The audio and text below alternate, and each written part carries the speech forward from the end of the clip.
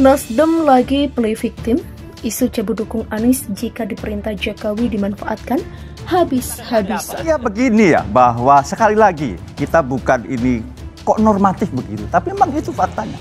Ini hak prerogatif presiden. Ya. Yang berhak menilai adalah presiden. Yang ingat, presiden melantik dan memberhentikan menteri itu presiden. Jadi memang hak prerogatif presiden.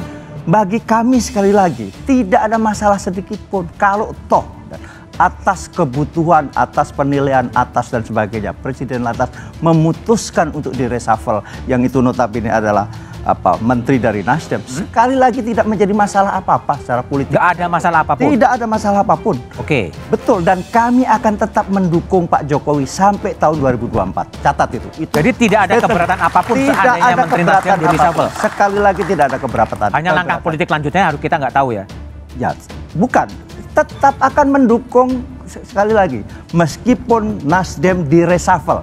Ini resmi ini. Resmi ya? Pernyataan resmi. Dari Ketua DPP Partai Nasdem. Ya, dan ini atas sepengetahuan Ketua Umum. Oke, sudah sepersetujuan. Ya, sudah persetujuan Ketua. Kalau toh Nasdem di reshuffle, Nasdem akan tetap bersama Jokowi menuntaskan sampai tahun 2024. Ketika Nasdem mendeklarasikan Anies untuk maju Pilpres 2024, Jokowi kelihatan sekali tidak nyaman dan itu mengarah kepada kemungkinan reshuffle yang akan dilakukan kepada menteri-menteri yang saat ini diduduki oleh Nasdem. Setelah Nasdem mengumumkan Anies sebagai kandidat Capres, elit PDIP silih berganti, baik secara terbuka ataupun tidak terbuka, menyindir Nasdem. Memang nggak bisa dipungkiri juga di mata masyarakat khususnya pemilih Anies Baswedan itu.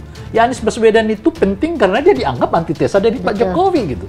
Jadi kalau kalimat antitesa itu tidak dilekatkan kepada Anies, ya belum tentu juga dia melesat suaranya seperti yang sekarang gitu. Iya, jadi itu yang saya sebutkan. Anda nggak bisa ya saya sebutkan juga kepada berkali-kali saya mengatakan kedua-duanya diuntungkan kalau ada reshuffle. Pak Jokowi diuntungkan karena dia merasa nggak ada lagi yang harus orang yang nggak bisa sejalan dengan saya masih ada di kabinet gitu.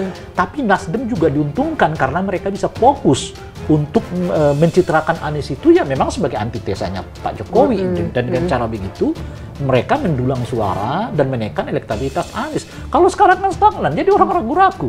Anies ini benar nggak antitesanya dari Pak Jokowi kan, gitu ya? Benar nggak dia berbeda pandangan dengan Pak Jokowi gitu? Orang nggak tahu gitu. Jadi serba ragu-ragu gitu. Nah, oleh karena itu saya mengatakan dua-duanya lebih baik memang pisah gitu. Pengamat politik Ray Rangkuti kembali menyuarakan dukungan untuk Presiden Joko Widodo melakukan reshuffle kabinet. Tentu dengan menteri-menteri Partai Nasdem yang menjadi sasarannya. Hal ini kembali dia tegaskan di kanal YouTube Cokro TV. Berkali-kali saya mengatakan kedua-duanya diuntungkan kok kalau ada reshuffle, tegas Ray.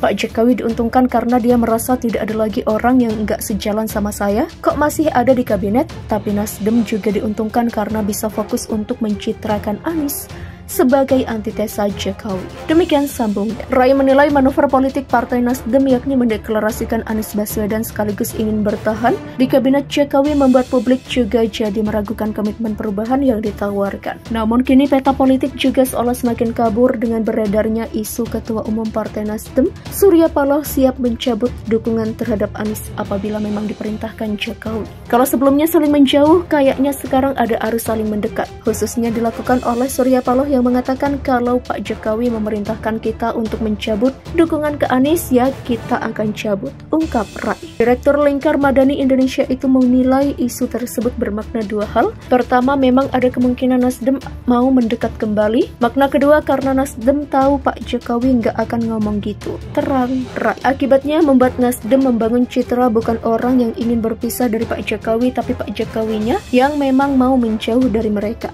Demikian sambungnya. Bagian media sosial Nong Darol Mahmada yang menjadi pembawa acara pun mencoba menyimpulkan penjelasan Ray Rangkuti tersebut. Jadi bukan keinginan dari pihak Nasdemnya, tapi justru Jokowi yang mendorong Nasdem keluar dari kabinet. Artinya Nasdem ingin playing victim, tanya Nong Darol. Ya, di satu segi seperti itulah, tegas Ray. Menurut Ray Rangkuti, Partai Nasdem seolah tengah menantang Jokowi untuk memerintahkan mereka mencabut dukungan terhadap Anies.